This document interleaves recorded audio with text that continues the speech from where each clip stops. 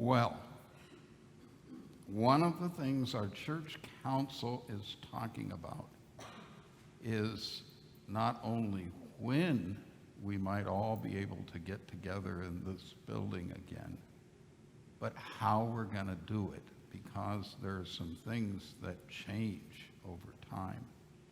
And we sometimes think that the way things are right now is the way they've always been, but what would you call this, do you think? An offering plate, yeah. And if you think about it, we pass this through the pews, and apparently we sometimes also drop it because it's got a dent here. But we didn't always do the offering plate this way.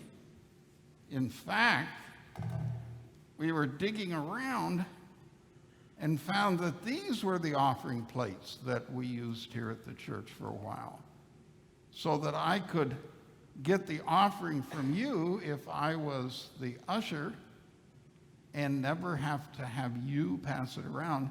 And you notice, apparently this was when people still put coins in, because it has a little felt liner so that it won't be noisy. If you put coins in that brass thing, it could be noisy.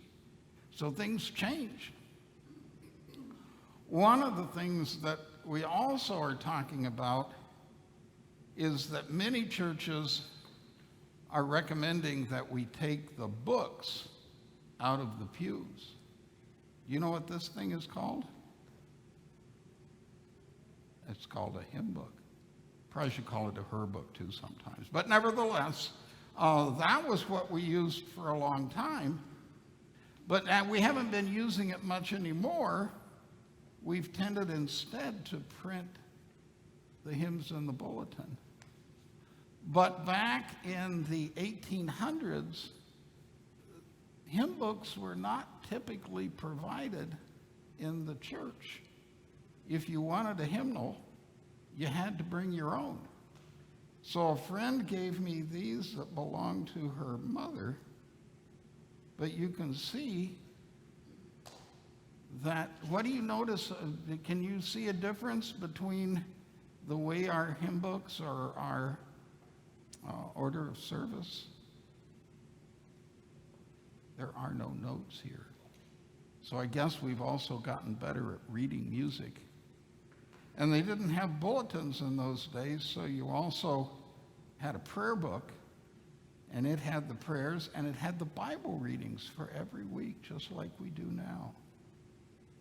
So this was a little love gift that a couple gave each other back in 1913, and you could just slip this in your purse, and you'd have it when you got to church.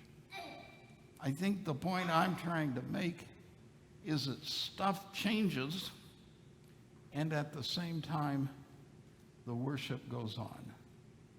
So, Margie, I understand that you have a prayer for us. Do you want to make our prayer? Okay, give us time to repeat after you. Dear God. Dear God.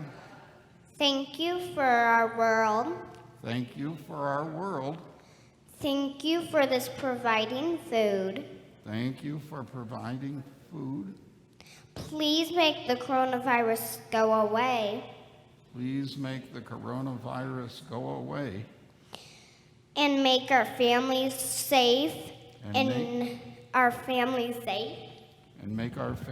safe. And please hope that the people that have it get better. Amen. And please help the people that have it to get better. Amen. Lovely. Thank you. Very good. Off you go.